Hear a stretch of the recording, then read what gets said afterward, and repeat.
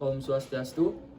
Baik, kami dari mahasiswa semester 7 jurusan S1 Keperawatan. Di sini kami akan memaparkan sebuah materi praktek dari mata kuliah manajemen keperawatan, yaitu direksi relaksasi kasus.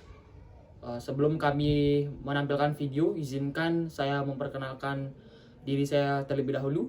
Perkenalkan, nama saya Made Arya Dwi Mahendra, NIM 11 sebagai perawat. Kenalkan, nama saya Nurina Sari, NIM 034, saya berperan sebagai peserta. Baik, perkenalkan nama saya Kade Asrianti, NIM 012, saya berperan sebagai peserta. Terima kasih. Perkenalkan, nama saya Ketut Ayu Purnami, NIM 13. Di sini saya berperan sebagai peserta. Perkenalkan, nama saya Imade Cakraidana Putra, NIM 014. Di sini saya sebagai ketua tim. Perkenalkan, saya Putu Angga Pratama, NIM 04, saya berperan sebagai perawat. Perkenalkan, nama saya Putu Adistiawan Putra, NIM 01, saya di sini sebagai perawat. Perkenalkan, saya Putu Jeni Mardiana, NIM 027, di sini saya sebagai fasilitator. Perkenalkan, nama saya Made Gede Wijanaya, NIM 055 sebagai peserta. Perkenalkan, nama saya Nimade Dwi Wahidarmayanti, NIM 020 sebagai fasilitator. Perkenalkan, nama saya Nilu Putweka Kurnia Dewi, NIM 1908 90 14023.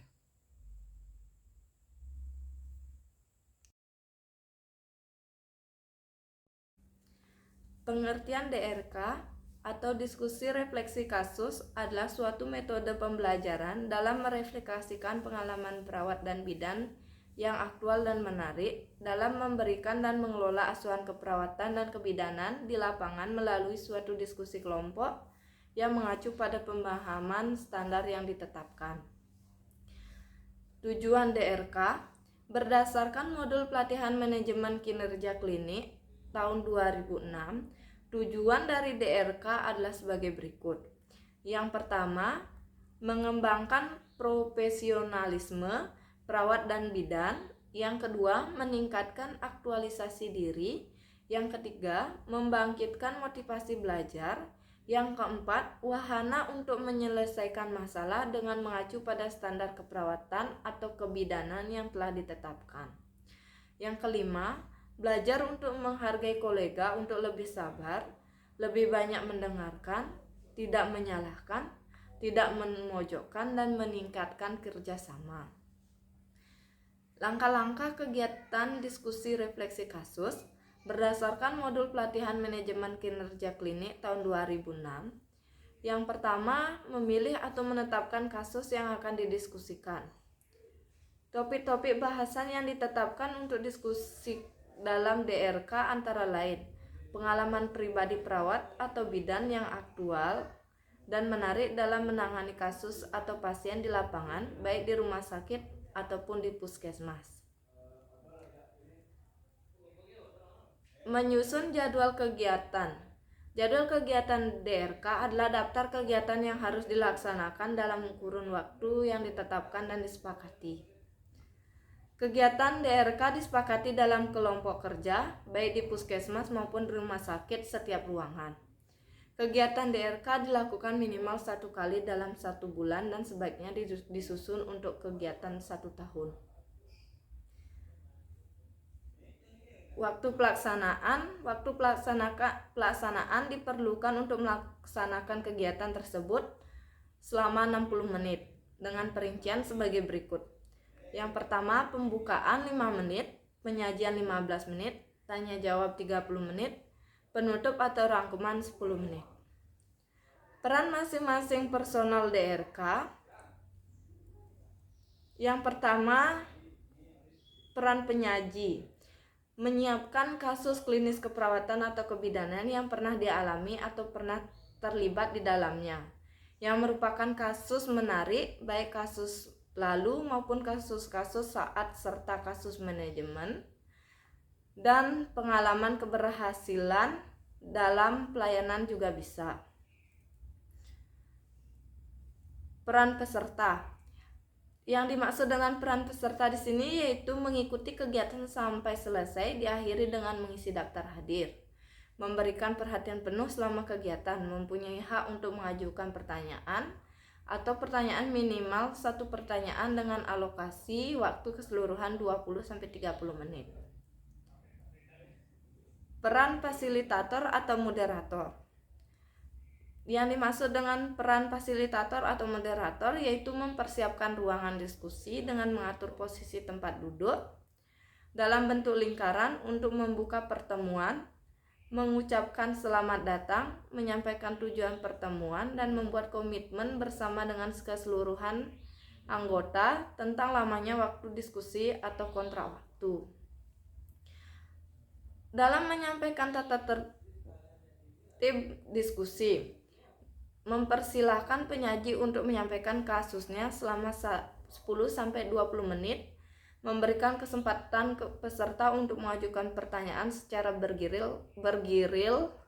bergilir selama 30 menit,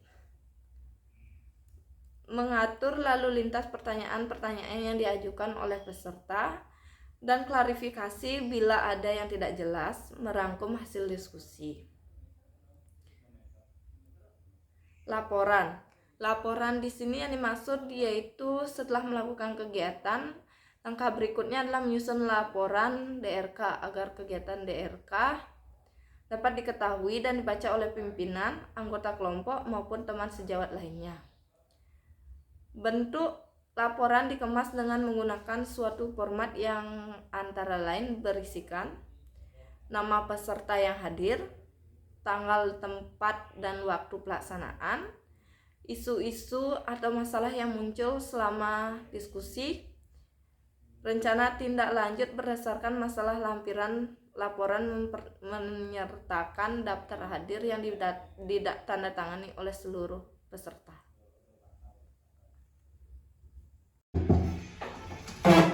Permisi. Selamat pagi, Pak. Selamat pagi.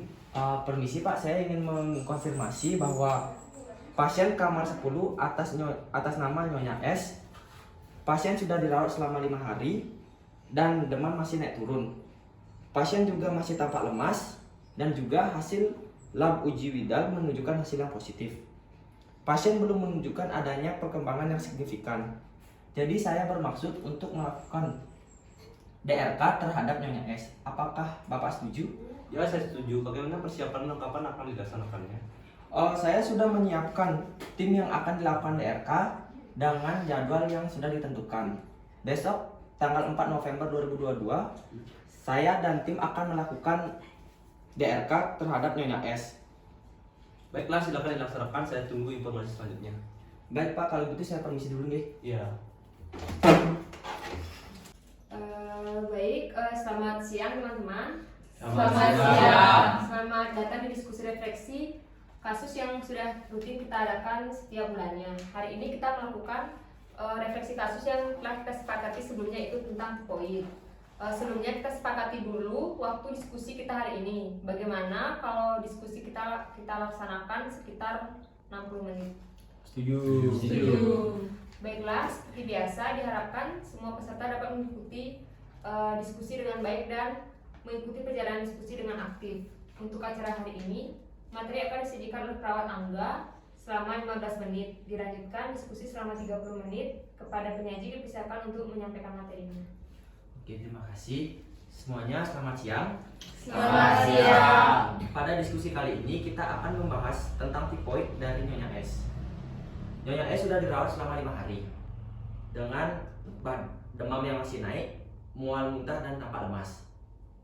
Tipoid adalah suatu penyakit yang diakibatkan oleh bakteri Salmonella typhi. Salmonella menginfeksi targetnya dengan berada pada aliran darah dan usus. Dengan diagnosa keperawatan yang diambil adalah hipertermi dan nutrisi kurang dari kebutuhan tubuh. Dari diagnosa tersebut, intervensi yang telah kita lakukan untuk hipertermi adalah: pertama, observasi TTV untuk mengetahui keadaan umum pasien. Yang kedua, berikan kompres hangat untuk membantu menurunkan suhu tubuh. Yang ketiga, anjurkan minum banyak untuk mengganti cairan tubuh yang menguap akibat hipertermi. Yang keempat, anjurkan pemakaian baju berbahan tipis dan menyerap keringat untuk menjaga agar klien merasa nyaman dan mengurangi penguapan tubuh. Yang kelima, kolaborasikan dengan dokter dengan pemberian antipiretik dan antibiotik untuk mengurangi panas dan infeksi. Sedangkan intervensi untuk masalah nutrisi yaitu yang pertama, jelaskan kepada pasien dan keluarga tentang manfaat makanan dan nutrisi untuk meningkatkan motivasi makan. Yang kedua, beri nutrisi dengan diet lunak, tidak mengandung banyak serat, tidak merangsang, maupun menimbulkan banyak gas, dan hidangkan saat masih hangat untuk meningkatkan asupan makan karena mudah ditelan. Yang ketiga, berikan makanan yang bervariasi agar pasien tidak merasa bosan dan nafsu makan meningkat. Yang keempat, sajikan makanan dengan sedikit tapi sering untuk menghindari mual dan muntah. Yang kelima, anjurkan menjaga kebersihan mulut untuk menghilangkan rasa tidak enak pada mulut dan meningkatkan nafsu makan. Dan yang terakhir, keenam, kolaborasikan dengan dokter pemberian antasida untuk mengurangi rasa mual dan muntah. Dari apa yang telah kita lakukan, sesuai intervensi yang ada, tetapi pasien masih belum menunjukkan adanya peningkatan yang berarti. Baik, langsung saja. Jika ada teman-teman ingin menyampaikan sesuatu, silakan sampaikan dengan satu persatu. Dari saya, bagaimana dengan demam pasien tersebut? Apakah demamnya seluruh tubuh atau bagian atas saja, atau bagaimana? Pasien dengan demam yang tidak kunjung turun, kita harus waspada dan hati-hati. Apalagi pasien demamnya mulai dari leher ke atas. Ketika demam seperti itu, kita harus mengecek suhu di dahi. Jangan hanya mengecek di bagian aksilanya saja. Di aksila hasilnya sudah tinggi, bisa saja di dahi itu lebih tinggi lagi. Dengan kriteria demam semacam itu. Masalah yang bisa timbul ketika kita tidak melakukan itu, panas yang tinggi mulai dari leher ke atas itu bisa menyebabkan penurunan kesadaran jika kita terlewatkan. Ya, itu benar. Saya juga pernah menemukan pasien seperti itu. Kemudian ketika pasien demam, sudahkah kita mengompres dengan benar? Kompres yang benar adalah menggunakan air hangat dan dikompres di lipatan-lipatan tubuh. Sebagian besar keluarga pasien mengompres hanya di dahi saja, sehingga kita harus memberikan contoh dan memberitahu kepada keluarga untuk melakukan kompres dengan benar. Oh ya, termometer kita yang di luar hanya termometer aksila. Kita ada yang buat untuk di dahi, tapi masih ada di dalam lemari penyimpanan alat. Kita bisa gunakan itu untuk memonitoring suhu. Untuk itu bisa dilanjutkan ke masalah yang lain ya. Dan permasalahan yang biasa muncul itu pasien tidak mau makan. Keluarga tidak bisa memaksa pasien dengan baik. Kita meminta keluarga untuk selalu memberikan makanan sedikit demi sedikit. Pasien yang masih sulit makan, kita harus menanyakan makanan apa yang dia suka. Tetapi keluarga harus tahu makanan seperti apa yang baik untuk pasien tipoid. Nah, diet pasien tipoid adalah diet lunak rendah serat. Biasanya petunjuk diet yang dianjurkan oleh dokter seperti makanan yang cukup seperti cairan, kalori, vitamin, dan protein. Yang kedua, tidak mengandung banyak serat. Yang ketiga, tidak merangsang dan tidak menimbulkan banyak gas. Serta yang terakhir, makanan yang lunak diberikan selama istirahat. Nah, ada yang mengatakan juga makanan rendah serat dan rendah sisa. Maksudnya rendah sisa itu bertujuan untuk memberikan makanan sesuai kebutuhan gizi yang sedikit mungkin meninggalkan sisa, sehingga dapat membatasi volume feses dan tidak merangsang saluran cerna. Untuk makanan-makanan yang dianjurkan itu bagaimana? Oke, untuk makanannya, yang pertama sumber karbohidrat seperti beras ditim, kentang rebus atau tepung-tepungan di bubur atau di puding. Yang kedua, sumber proteinnya ada tahu tempe, telur direbus, daging ayam direbus sampai empuk. Yang ketiga ada sayuran. Sayuran yang berserat seperti buncis, bayam, labu siam, tomat, dan wortel. Sayuran bisa ditumis atau direbus. Untuk buah-buahan dan minumannya adalah yang pertama, untuk buah yang tidak banyak menimbulkan gas dan tidak dimakan beserta kulit dan bijinya seperti pepaya, pisang, jeruk, alpukat. Buah yang menimbulkan gas itu seperti nangka dan durian.